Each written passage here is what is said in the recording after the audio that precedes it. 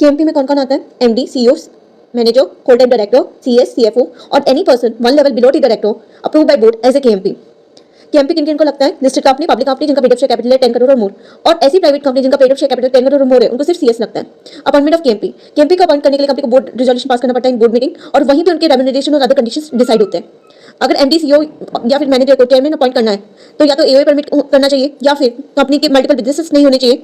और अगर कोई पब्लिक कंपनी अपॉइंट करना चाहती है जिसका paid up share capital 100 crore और मोर है और टर्नओवर 1000 करोड़ और मोर है और उनके मल्टीपल बिजनेसेस है, लेकिन उनके हर एक मल्टीपल बिजनेस के लिए सीईओ अपॉइंट किया हुआ है, तो वो अपनी एमडी, मैनेजर या सीईओ को चेयरमैन अपॉइंट कर सकती है। होल टाइम डायरेक्टर अपनी सब्सिडी के अलावा किसी अदर कंपनी के अंदर ऑफिस होल्ड नहीं कर सकता। जो होल टाइम डायरेक्टर है वो किसी अदर कंपनी के अंदर एज एनईडी काम कर सकता है, लेकिन इसके लिए उनको बोर्ड के परमिशन लेनी पड़ेगी। एमडी और मैनेजर अपनी कंपनी के अलावा किसी अदर कंपनी के अंदर एज एमडी और मैनेजर अपॉइंट हो सकते हैं, लेकिन इस केस में उनको जिस अदर कंपनी के अंदर वो अपॉइंट होना चाहते हैं वहां के सारे डायरेक्टर्स की कंसेंट लेनी पड़ेगी। Appointment of MD, whole time director and manager, इसके लिए हम सेक्शन 203, 196 और शेड्यूल 5 पार्ट 1 इन तीनों को फॉलो करते हैं। किसी भी कंपनी के अंदर एमडी या मैनेजर में से कोई एक ही अपॉइंट हो सकता है और इनका टर्म होगा मैक्सिमम 5 साल, और अगर इनको रिअपॉइंट करना है तो 5 साल खत्म होने के 1 साल पहले हम इनको रिअपॉइंट कर सकते हैं। इनकी मिनिमम एज 21 ईयर्स होनी चाहिए, मैक्सिमम 70, और अगर हमें मैक्सिमम 70 ईयर्स को अपॉइंट करना है तो हमें ओआर प्लस सेंट्रल गवर्नमेंट का अप्रूवल लेना पड़ेगा या फिर हमें एसआर पास करना पड़ेगा। ये लोग ना तो इंसॉल्वेंट होने चाहिए, ना एजुकेटेड एज एन इंसॉल्वेंट होने चाहिए, ना तो ये क्रेडिटर्स का पैसा डुबाया होना चाहिए, ना ही ये कन्विक्ट बाय कोर्ट होनी चाहिए, ना ही इनको मोर देन 6 मंथ की जेल होनी चाहिए। शेड्यूल 5 पार्ट 1 और डिस्ट्रिक्ट है और वो कहता है कि इन्हें एक दिन की भी जेल नहीं होनी चाहिए, ना ही इनके ऊपर 1000 से ऊपर का फाइन लगा होना चाहिए। ये जीएसटी, आईबीसी और इकोनॉमिक ऑफेंडेड एक्ट के अंदर गिल्टी नहीं होनी चाहिए, ना ही कोर्ट इनको डिटेन करना चाहिए इन conservation of foreign exchange and prevention of smuggling act 1974 में। ये रेसिडेंट इन इंडिया होनी चाहिए। ये प्रोविजन एससी एक्ट एप्लीकेबल नहीं है, और रेसिडेंट इन इंडिया का मतलब है कि ये लोग 12 महीने के अंदर, पिछले 12 महीने के अंदर इंडिया में रहने चाहिए, एंड साथ में या तो ये फिर एम्प्लॉयमेंट के लिए इंडिया में आने चाहिए या फिर बिजनेस और वोकेशन के लिए इंडिया में आने चाहिए। इन्हें अगर अपॉइंट करना है तो बोर्ड मीटिंग में बोर्ड रिजोल्यूशन पास करना पड़ेगा और फिर बाद में जनरल मीटिंग में ओआर पास करना पड़ेगा। अगर इनका ओआर पास करके अपॉइंटमेंट नहीं हुआ तो इन्होंने जो भी काम किए बोर्ड रिजोल्यूशन से लेकर जनरल मीटिंग तक वो सब वैलिड ही रहेंगे। अगर शेड्यूल 5 पार्ट 1 को फॉलो नहीं किया तो सेंट्रल गवर्नमेंट से अप्रूवल लेनी पड़ेगी और फिर सेंट्रल गवर्नमेंट चेक करेगी कि वो एलिजिबल है या नहीं। अगर सेंट्रल गवर्नमेंट को सब ठीक लगता है तो वो अप्रूवल दे सकती है। एमडी या मैनेजर के अपॉइंटमेंट के 60 डेज के अंदर हम MR1 फाइल करेंगे, हम DR12 फाइल करेंगे जिसमें पर्टिकुलर्स ऑफ डायरेक्टर्स होंगे, और MGT 14 फाइल करेंगे विद इन 30 डेज। ये provisions private company, government company और आईएफसी कंपनी को एप्लीकेबल नहीं है। Private company MD, manager, whole time director appoint कर सकती है above the age limit without central government का परमिशन, और इन्हें और पास करने की जरूरत नहीं है जनरल मीटिंग। गवर्नमेंट कंपनी भी एज लिमिट के above MD, manager, whole time director appoint कर सकती है और इन्हें भी सेंट्रल गवर्नमेंट का अप्रूवल लेने की जरूरत नहीं है। ये मोर देन 5 ईयर्स के लिए अपॉइंट कर सकती है और इन्हें भी ओआर पास करने की जरूरत नहीं है in general meeting. IFC company चाहे तो MD, manager, whole time director appoint कर सकती है विदाउट सेंट्रल गवर्नमेंट का approval above the age limit.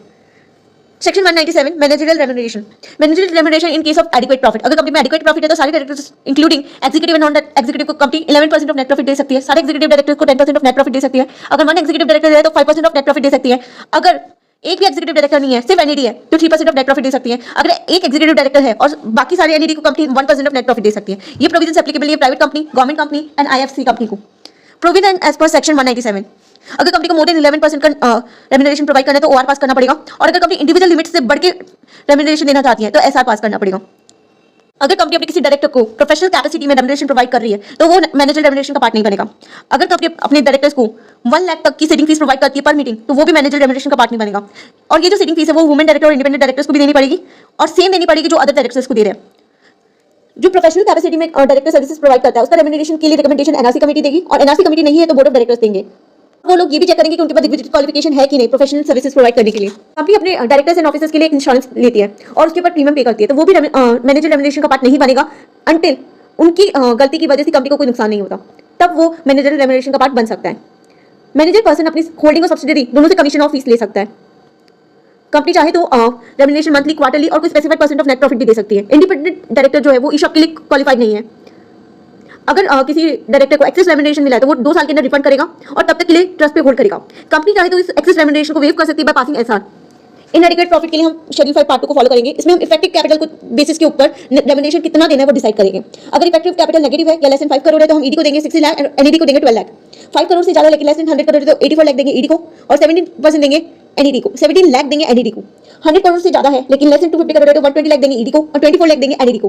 250 crore से ज्यादा है तो अप टू 250 लाख हम देंगे 120 लाख और उसके ऊपर जो भी एक्सेस रहेगा उस पे देंगे 0.01% of effective capital. In case of NED up to 250 lakh देंगे हम 24 लाख और उसके ऊपर जो रहेगा उस पे देंगे 0.1% of effective capital. Effective capital का मतलब होता है paid up share capital plus reserve plus security premium plus long term deposit plus long term debt plus long term debenture. उसमें से हम माइनस करेंगे investment, preliminary expenses, accumulated losses. अगर investment company है तो हम इन्वेस्टमेंट को माइनस नहीं करेंगे। अधिक conditions to be followed in inadequate profit. अगर इनएडिक्वेट प्रॉफिट की कंडीशन में कोई प्रोफेशनल कैपेसिटी में काम कर रहा है और कोई पर्सन जिसके पास कंपनी के या होल्डिंग के या सब्सिडी के शेयर्स नहीं है, लेकिन उसने ईशॉप होल्ड किए हुए 0.5% at any time during 2 years before और आफ्टर डिपॉइंटमेंट, वो डायरेक्टर प्रमोटर का रिलेटिव नहीं होना चाहिए 2 years बिफोर और आफ्टर डिपॉइंटमेंट, वो एटलीस्ट ग्रेजुएट होना चाहिए। साथ ही उसने जहां से उसको प्रॉफिट मिलने वाला है उसके 30 दिन के अंदर और कंटिन्यूस 30 दिन के अंदर इंटरेस्ट और पेमेंट ऑफ डेट और डिबेंचर का डिफॉल्ट नहीं करना चाहिए। अगर हम विद इन लिमिट उसको रेम्युनरेशन प्रोवाइड कर रहे हैं तो ओआर पास करेंगे, और अगर हम अबव द लिमिट दे रहे हैं तो एसआर पास करेंगे। और ओआर और एसआर की वैलिडिटी 3 साल रहेगी। इनको जितना भी रेम्युनरेशन प्रोवाइड करना है उसके लिए हमें एनआरसी या बोर्ड की अप्रूवल लेनी पड़ेगी अगर हम बियॉन्ड द लिमिट इनको रेम्युनरेशन प्रोवाइड कर रहे हैं। हम कुछ केसेस में रेम्युनरेशन विदाउट लिमिट प्रोवाइड कर सकते हैं इन केस ऑफ इनएडिक्वेट प्रॉफिट। अगर फॉरेन कंपनी है या स्टार्टअप कंपनी है तो वो फॉर द फर्स्ट 7 years कितना भी रेम्युनरेशन प्रोवाइड कर सकती है इन केस ऑफ इनएडिक्वेट प्रॉफिट। अगर कोई सिक कंपनी है जो रिवाइव हुई है under the scheme of revival, अगर कोई मैनेजर पर्सन है वो 2 कंपनी से रेम्युनरेशन ड्रॉ कर रहा है तो वो 2 कंपनी से जिसका सबसे ज़्यादा प्रॉफिट रहेगा उसके जो भी परसेंटेज बनता है एज ए मैनेजर रेम्युनरेशन वो एक कंपनी के प्रॉफिट से निकाल लेगा, और वो जो अमाउंट आएगा वो दोनों कंपनी से जितना चाहे उतना ले सकता है, लेकिन वो दोनों कंपनी से अलग अलग परसेंटेज नहीं ले पाएगा।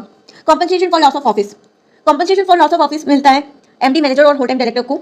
अमाउंट जितना भी उनका रिमेनिंग टर्म है उतनी सैलरी मिल सकती है, या फिर 3 years of average salary which ever is lower. 5 cases में हम उनको कोई कॉम्पनसेशन नहीं देंगे। अगर हमारी कंपनी का किसी अदर कंपनी के साथ मर्जर या अमलगमेशन हो रहा है लेकिन हम उनको एमडी, मैनेजर या होल टाइम डायरेक्टर ही अपॉइंट करने वाले थे, पर फिर भी उन्होंने रिजाइन कर दिया या किसी अदर रीजन से रिजाइन किया, या तो वो डिस्क्वालीफाइड थे या वो गिल्टी प्रूफ हो गए थे या उनकी नेग्लिजेंस की वजह से कंपनी वाउंड अप में चली गई थी,